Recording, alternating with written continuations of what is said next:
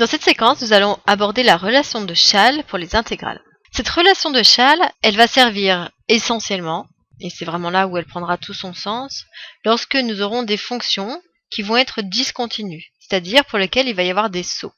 Par exemple, si je fais cette fonction-là.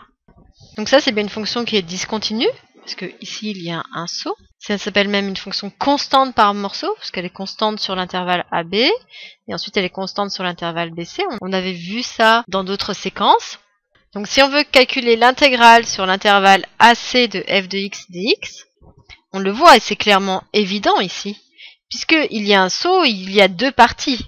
Il va y avoir la partie en rouge, ici, c'est-à-dire plus la partie en rose.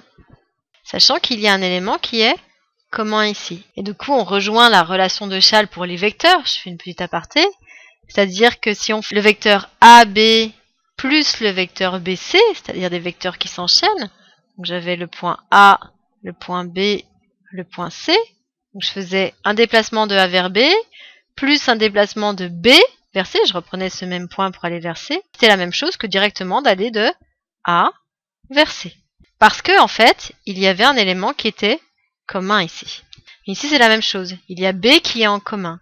Donc ça revient à faire l'intégrale entre A et B de f de x dx plus l'intégrale entre B et C de f de x dx.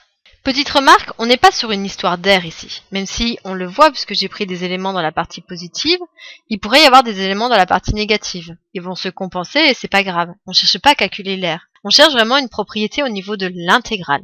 Donc ici, l'élément qui est commun, il se retrouve là. GB et GB, donc intégrer de A à B plus B et C, c'est la même chose que d'intégrer de A à C la fonction f.